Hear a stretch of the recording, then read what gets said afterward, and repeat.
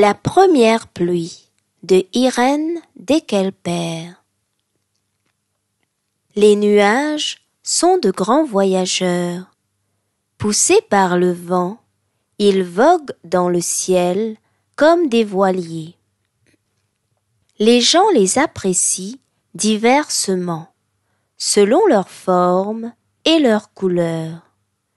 Ainsi, les petits nuages sont appelés des moutons quand ils se groupent en troupeaux blancs dans le ciel.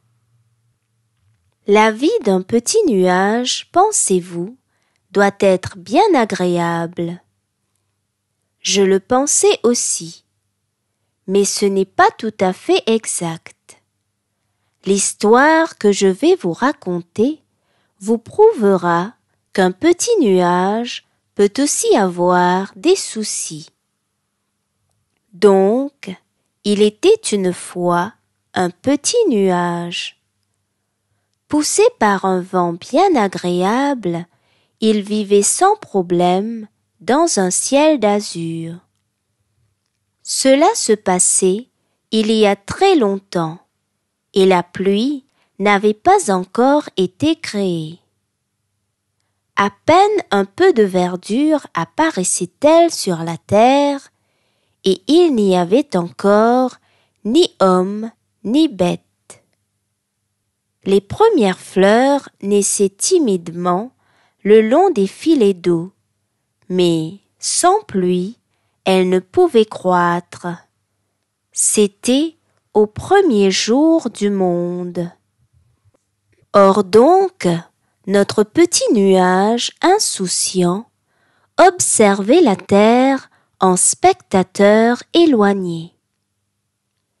Personne ne lui avait jamais dit qu'il devait arroser les plantes, et il était bien étonné en voyant les regards suppliants que les fleurs lui lançaient.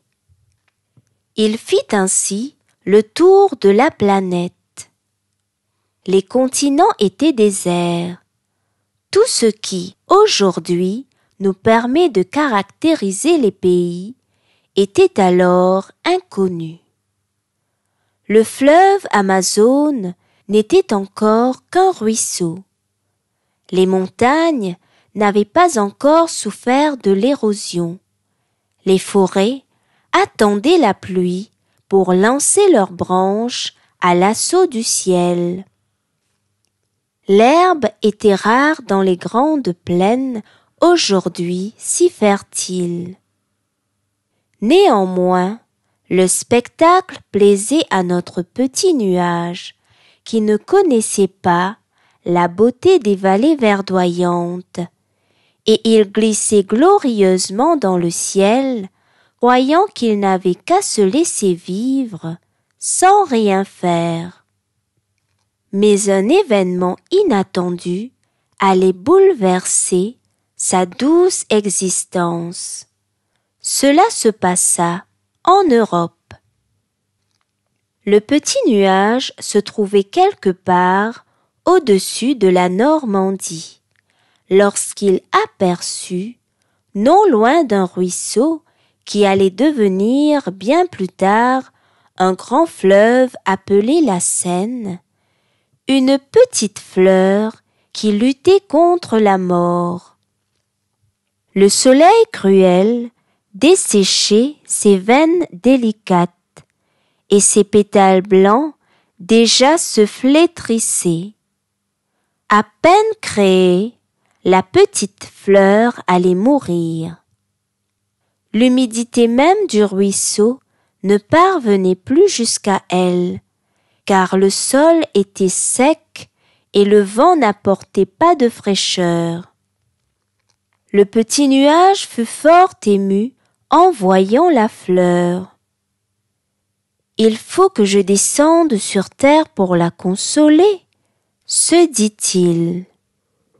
Las, il était prisonnier. Comment voulez-vous qu'un petit nuage descende sur la terre avec son corps d'ouate fait pour le ciel? Le petit nuage lutta, essaya de se libérer de cette force qui le retenait dans le ciel, mais rien n'y fit. Il n'y avait même pas un souffle de vent, et malgré ses efforts, il demeurait immobile là-haut, tandis que, sur terre, la petite fleur, doucement, mourait comme une chandelle qui s'éteint. Alors, le petit nuage laissa éclater sa peine. Il se mit à pleurer désespérément. Ses larmes, d'abord fines, puis grosses comme des perles, tombèrent sur la petite fleur qui, émerveillée, buvait avidement cette eau miraculeuse. Le petit nuage, qui ne savait pas encore qu'il avait inventé la pluie, arrosa ainsi toute la région. La terre de Normandie se couvrit de prés verdoyants. Partout, des fleurs apparurent en grand nombre, et des arbres poussèrent. Mais les autres nuages, voyant le chagrin de leurs compagnons, se mirent à pleurer aussi, là où ils se trouvaient. La pluie se répandit ainsi en d'autres endroits.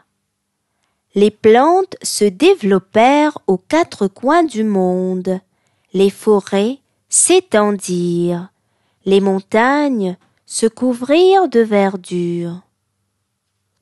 Le nuage fut bien surpris en voyant que la petite fleur se dressait fièrement, toute blanche, sur sa tige verte.